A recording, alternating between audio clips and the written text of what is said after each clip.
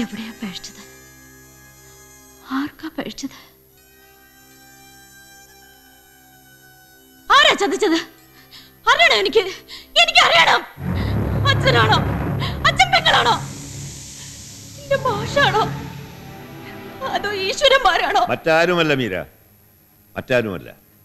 ഒരുപാട് മോഹിപ്പിച്ച് ഒരുപാട് സ്വപ്നം കാണിച്ചു തന്നു നിന്നെ ചതിക്കുഴി കൊണ്ട് ചാടിച്ചത് ആ പിശാച, നിന്റെ മാഷ്, എന്റെ പെങ്ങടെ വയറ്റി പിറന്ന ഭരതനെന്ന ആ കാലഭൈരവൻ. മറക്കണം, നീ എല്ലാം മറക്കണം. പുനർജന്മം എടുത്തു വന്ന ആ കത്തിവേഷം ഉരുപിടിച്ചാരുമായി ഭാരതപ്പുഴയിൽ ഒഴുകിപ്പോയെന്ന് നീ സമാധാനിക്കണം.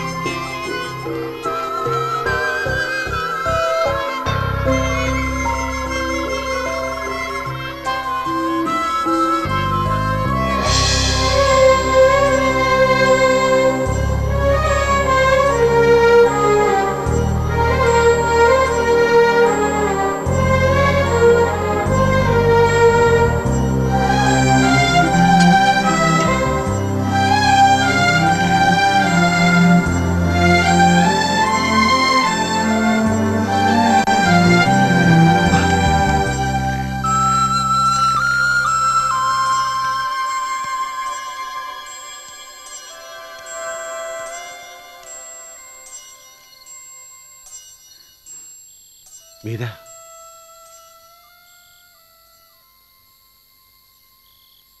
ഒന്നിറങ്ങി വാ. കാര്യമായിട്ട് ഇത്തിരി സംസാരിക്കാനുണ്ട് എനിക്ക്. നിന്റെ മാഷ വിളിക്കുന്നത്. വാ, ഒന്നിറങ്ങി വാ.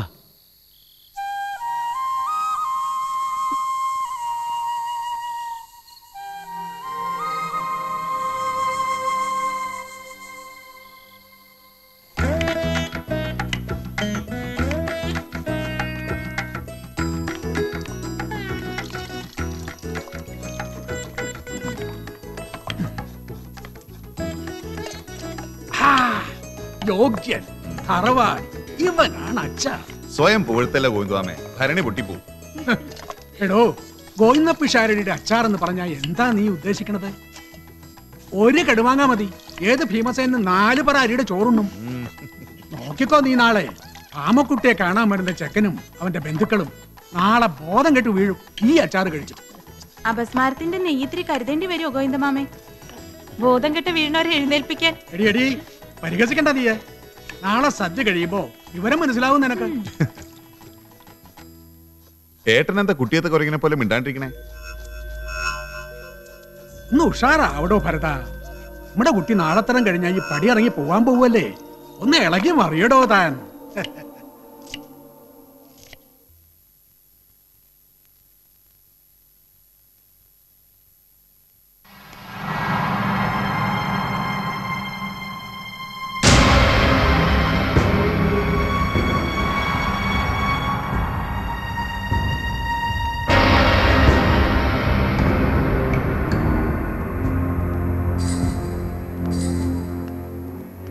ആരാ പ്രഭാര ഇവരൊക്കെ?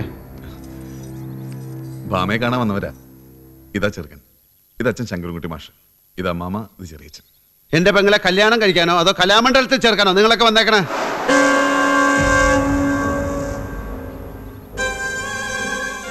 ഇങ്ങനൊരു സമ്പ്രദായം കീഴ്ക്കട ഞങ്ങളുടെ തറവാട്ടിൽ ഉണ്ടായിട്ടില്ല. കുട്ടിയെ കാണാ, വേണച്ച വല്ല സംസാരിക്ക, ഇഷ്ടപ്പെട്ട കല്യാണം കഴിച്ചോണ്ട് പോവാ. ഇതാ ഇവിടുത്തെ പതിവ്. ഞങ്ങളുടെ തറവാട്ടിൽ ഈ വക സമ്പ്രദായങ്ങളൊക്കെ ഉണ്ടെന്ന് വെച്ചോളൂ ശാരദി മാഷേ. അത് നിങ്ങളുടെ തറവാട്ടില്, ഇതെന്റെ തറവാട്. ഇതെന്താ ഗോവിന്ദ പിഷാരടി, ഇത്തിരി സംഗീതം പഠിച്ച കുട്ടിയാന്ന് കേട്ടപ്പോ ഒരു പാട്ട് കേട്ടാ കൊള്ളാൻ തോന്നി എന്റെ മകന്. ഇത്രയല്ലേ സംഭവിച്ചുള്ളൂ. ആരാ നിങ്ങളുടെ മകൻ? മുത്തുസ്വാമി ദീക്ഷിതരോ അതോ ത്യാഗരാജസ്വാമികളോ? വലിയ പണ്ഡിതരാജപ്പട്ടം വാങ്ങിയ ആളല്ലേ ഭരത പിഷാരോടി. തസ്മത് ഗായന്തം സ്ത്രീയഹ കാമയന്തി എന്ന് പറഞ്ഞത് കേട്ടിട്ടില്ലേ കാളിദാസൻ? കാളിദാസൻ അങ്ങനെ മറ്റു പലതും പറഞ്ഞിട്ടുണ്ട്. ശ്രീപാർവതിയുടെ കുന്നോളം പോകുന്ന മുലകളെ പറ്റിയും കുടം കമത്തി വെച്ച പോലുള്ള നിതമ്പത്തെ പറ്റിയും പാടി പരീക്ഷ സ്ഥിതിക്ക് ഇനി അതുകൂടെ പരിശോധിക്കണം തോന്നുന്നു നിങ്ങളുടെ മകന്.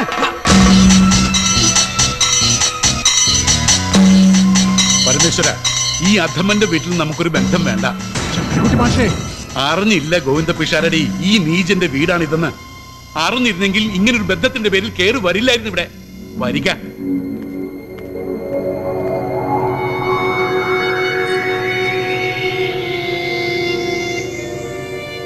ഭരത, കഞ്ചാവ് വലിച്ചു കയറ്റി നീ കാണിച്ച തോന്യാസം കൊണ്ട് ഇല്ലാണ്ടായി പോയത് ഈ പാവം പെൺകുട്ടിയുടെ ജീവിത. മരിച്ചു മേലെ നിൽക്കണം നിന്റെ അച്ഛൻ തരില്ല നിനക്ക് മാപ്പ്. ഓർത്തോ? വല്ല കിണറ്റിലോ കുളത്തിലോ ചാടി ചാവണായിരുന്നു. നീ ഇതിനെ അങ്ങോട്ട് കൊല്ലണം.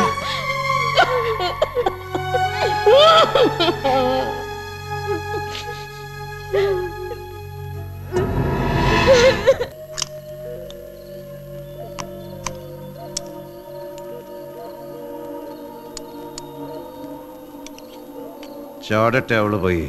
അമ്മ പറഞ്ഞ പോലെ വല്ല കിണറ്റിലോ കുളത്തിലോ. സമ്മതിക്കോ ഏട്ടനവളെ? ഇതെന്താ വെള്ളരിക്ക പട്ടണ?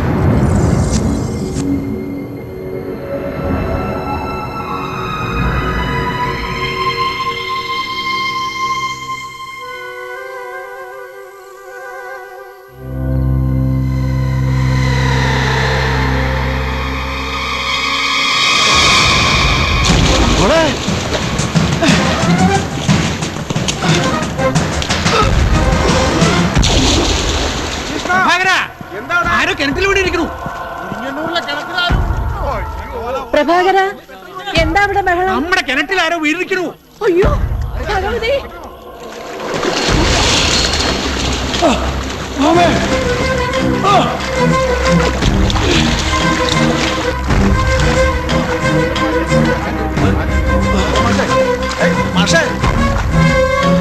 കാല് തെറ്റി വീണായിരിക്കും അല്ലേ രാവണിയാര്? ആൽമറുള്ള കിണറ്റിൽ എങ്ങനെ കാലേറ്റ് വീഴാ? വിട്ടിത്തരം പറയാതിരിക്കുമോ? നീന്താൻ അറിയോ ഷാരടി മാഷിന്?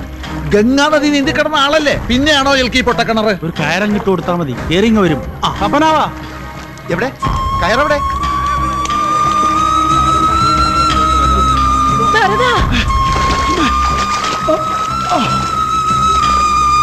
പോയി ഗോവിന്ദ മാമേ, നമ്മുടെ കുട്ടി. ആരുടെ കാര്യം നീ പറയണേ? നമ്മുടെ ഭാമ. അമ്മ പറഞ്ഞ പോലെ കിണറ്റിൽ ചാടിയവള്. ഇതാരായി നിക്കണെന്ന് കണ്ണു വീഴ്ച നോക്ക് ഭരത. ഭാമ.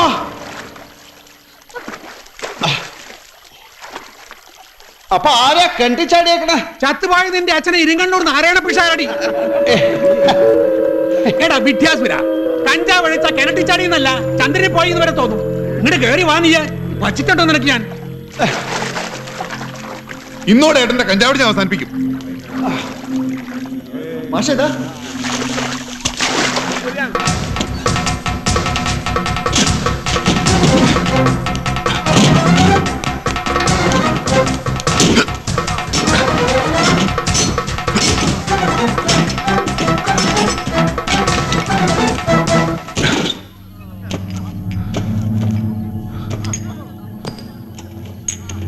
പതുക്കെ സൂക്ഷിച്ച.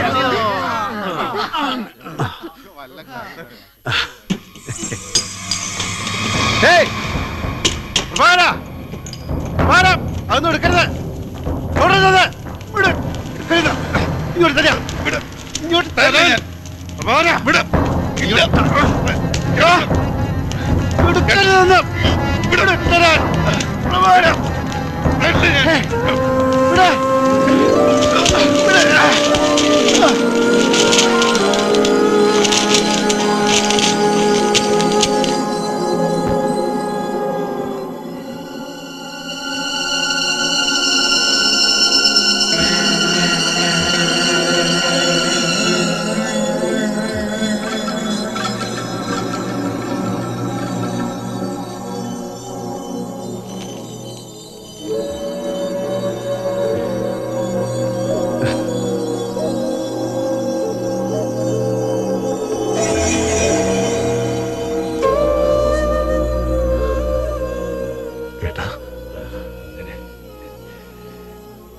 ചങ്ങലക്കിടാനുള്ള അസുഖമൊന്നുമില്ല.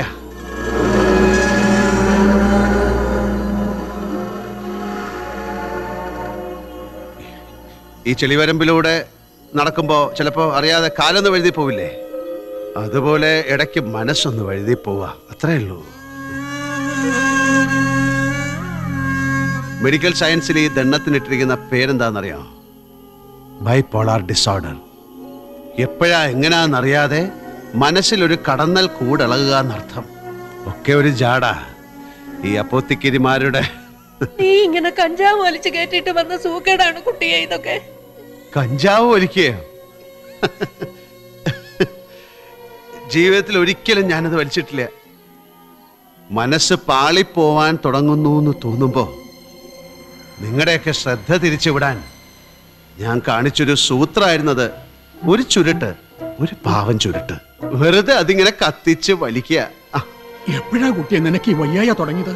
ഗോവിന്ദ മാമയ്ക്ക് എന്നാ മീശ മുളയ്ക്കാൻ തുടങ്ങിയത്? കൃത്യമായൊരു ഉത്തരം തരാൻ പറ്റുമോ? അതുപോലെ എപ്പോഴോ ഒരിക്കൽ, എന്നോ ഒരിക്കൽ, ഒരു കാലഗണന ഇല്ല അതിന്. ഗോവിന്ദ മാമേ, സഹിക്കാൻ പറ്റാതായപ്പോഴാ കീഴ്പള്ളി നാരായണൻ നമ്പീശന്റെ കാൽക്കൽ ഞാൻ അഭയം പ്രാപിച്ചത്.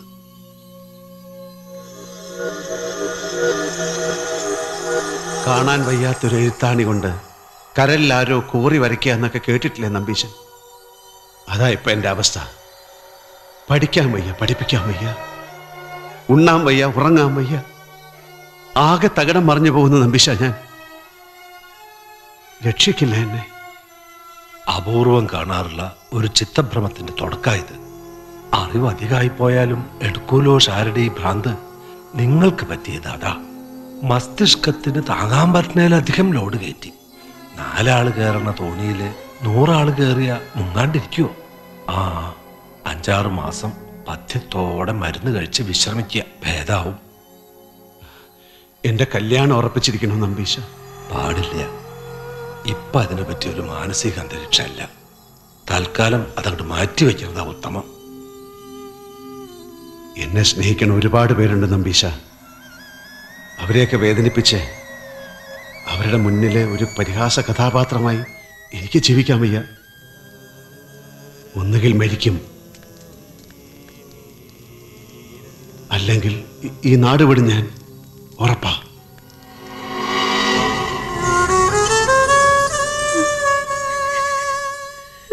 ഏയ്, തുടയ്ക്ക് തുമ്പപ്പൂവേ ഈ കണ്ണീര്. ഇത് കണ്ടു നിൽക്കാൻ എനിക്ക് വയ്യ. എനിക്കൊന്നും ഇല്ലാന്നേ, ഒന്നും.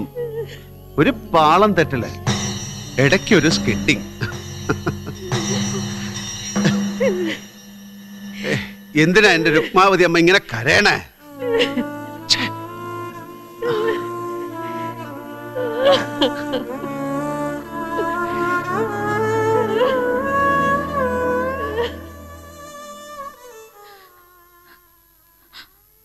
സത്യമറിയാതെ ഒരുപാട് ശപിച്ചിട്ടുണ്ട് ഞാൻ എൻ്റെ മാഷ. അറിയാതെ പറഞ്ഞു പോയതല്ല, തിരിച്ചെടുക്കണേ എൻ്റെ കൃഷ്ണ.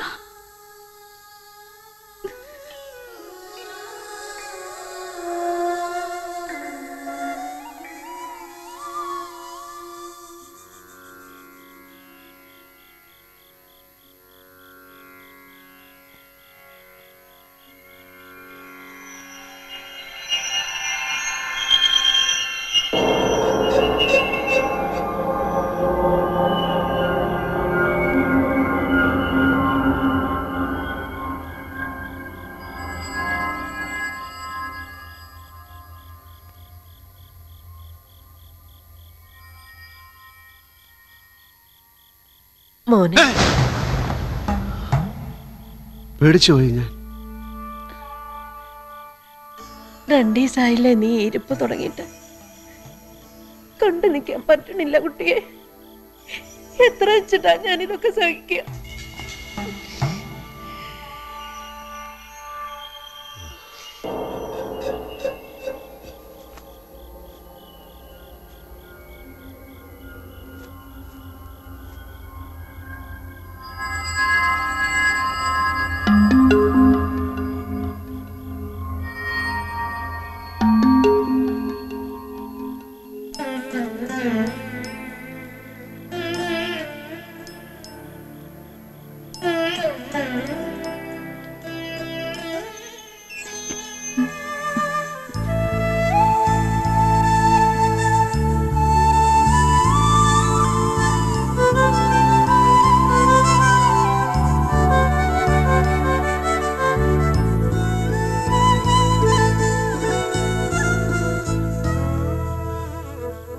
പറ്റില്ലല്ലോ എനിക്ക്. ഒരു കണ്ണിച്ചൂരിലെടുത്ത് ചന്തിക്കിട്ട് 4 പെടവടയ്ക്കൊന്ന് പറയാൻ എന്റെ വലിയേട്ടനായിപ്പോയില്ലേ. നോക്കേട്ടാ, ഇത്ര കിടന്ന് പടയ്ക്കാൻ മാത്രം ഇവിടെ ഇപ്പൊ ഒന്നും ഉണ്ടായിട്ടില്ല. മനസ്സ് വേദനിച്ചപ്പോ അമ്മ എന്തൊക്കെയോ പറഞ്ഞേ ഉള്ളൂ. ഏട്ടനത് ഇത്ര ആനക്കാരിയൊക്കെ എടുക്കണ്ട. നമ്മുടെ അമ്മയല്ലേ ഏട്ടാ. അമ്മ പറഞ്ഞതിലല്ല കുട്ടിയേട്ടന് സങ്കടം. ഞാൻ കാരണം നിനക്ക് ഈശ്വരൻ തരാൻ നിശ്ചയിച്ച ഒരു ജീവിതം ഒന്നും വേണമെന്ന് വെച്ച് ചെയ്തതല്ലല്ലോ എൻ്റെ ഏട്ടൻ. അങ്ങനെയൊക്കെ ഉണ്ടായി. ഞാനിതങ്ങോട്ട് സഹിച്ചോളാം. എന്റെ വിധിയായിട്ട് അങ്ങ് ഏറ്റെടുത്തോളാം. ശപിക്കോ മോളേട്ടനെ?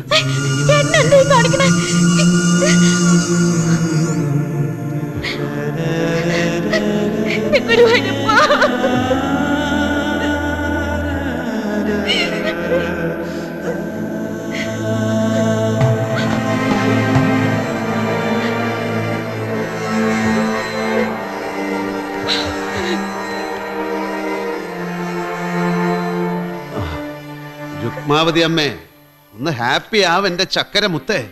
ഇല്ല, ഇവിടെ ആർക്കും ഒന്നും പഴിച്ചിട്ടില്ല. ഒക്കെ ശരിയാക്കി എടുക്കും ഞാൻ. എല്ലാവരും എനിക്കൊരു 24 മണിക്കൂർ സമയം താ.